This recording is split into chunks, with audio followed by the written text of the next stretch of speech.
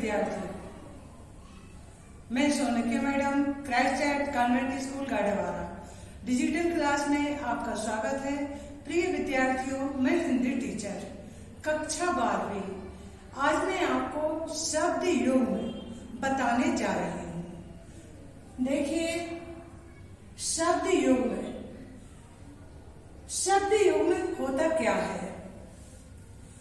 वे दो शब्द जो साथ साथ प्रयोग किए जाते हैं शब्द योग में कहलाते हैं। दो शब्द रहते हैं जिनको साथ साथ ही बोला जाता है, ऐसे शब्द योग में कहलाते हैं। जैसे माता पिता,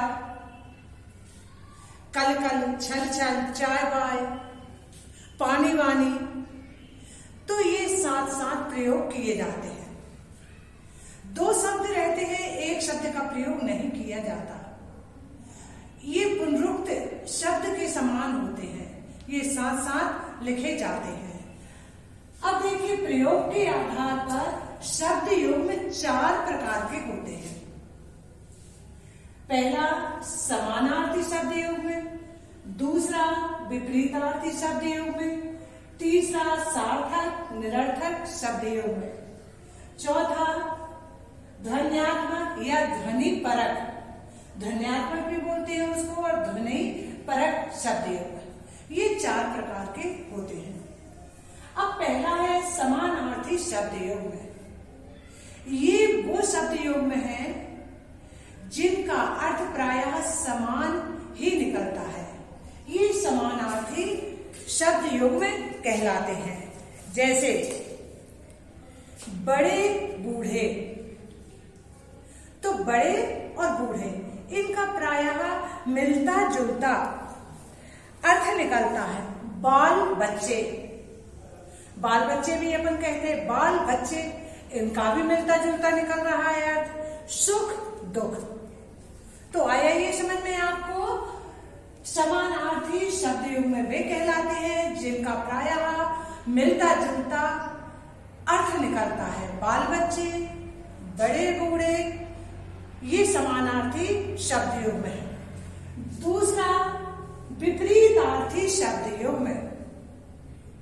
अब देखिए, ये वो शब्द योग में है जिनका अर्थ विलोम या विरुद्धार्थी निकलता है, एक दूसरे से उल्टा निकलता है। जैसे ऊपर नीचे, लाभ हानि, रात दिन, तो ये कौन से आ गए अपने विपरीतार्थी।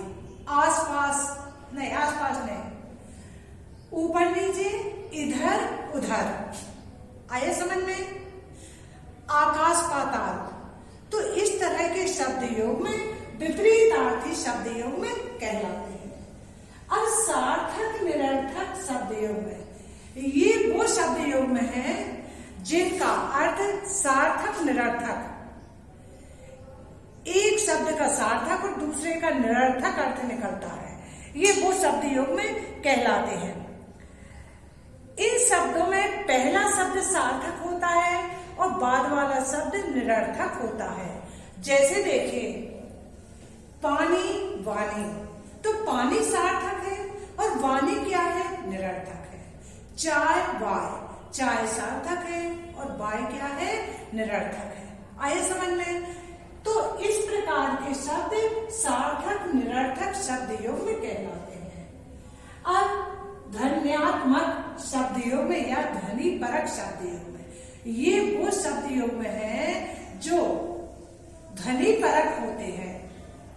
अब ध्वनि परक कैसे होते हैं। जैसे देखिए, झरना बह रहा है, तो उसके लिए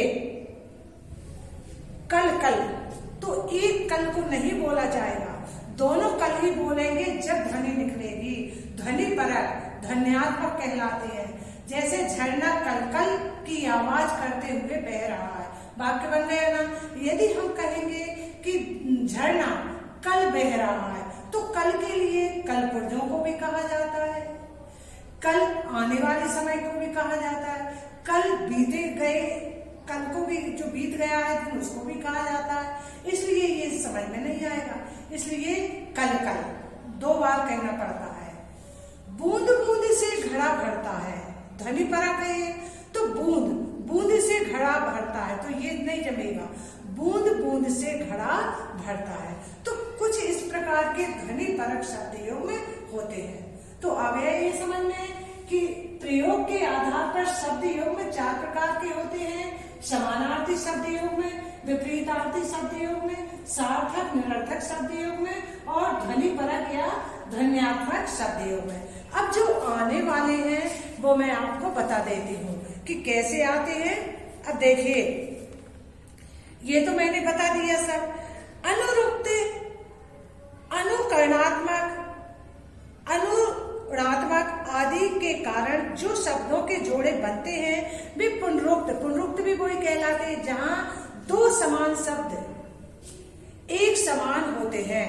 जैसे क्या है, पास पास, ये क्या है, ये समान शब्द है, पास पास, ये पुनरुक्त शब्द कहलाते हैं। कौन से? पुनरुक्त। प्रकाश अलंकार भी होते हैं ये।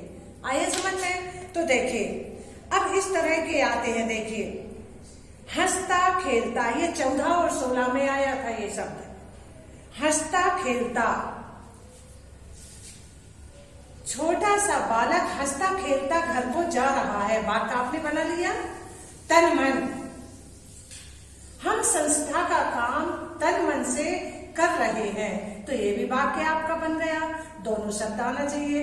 तो इसमें ये दिया रहता है, शब्द योग का अर्थ बताते हुए वाक्य बनाइए। शब्द योग में किस शब्द योग में कहा है, यानी प्रयोग के आधार पर इसका नाम बताइए। तो ऐसे भी शब्द आ जाएंगे कि इसका नाम बताइए। तो जैसे आ गया कल कल, तो कल कल किस में आता है? ध्वनि परक में। सार्थक निरर्थक, जैसे चाय वाय, पानी वानी, खाना वाना। तो जे एक जो पहला शब्द सार्थक और दूसरा निरर्थक आप बता सकते हैं। विपरीतार्थी, विपरीत में लाभ हानि, ऊपर नीचे, इधर उधर आ सकता है, रात दिन। तो ये विपरीतार्थी में। समानार्थी में बड़े बूढ़े, इस तरह किया जाएंगे। तो ये तो आप पहचान आपको हो गई। अब देखिए कैसे कैसे आते हैं। तन मन का बता दिया।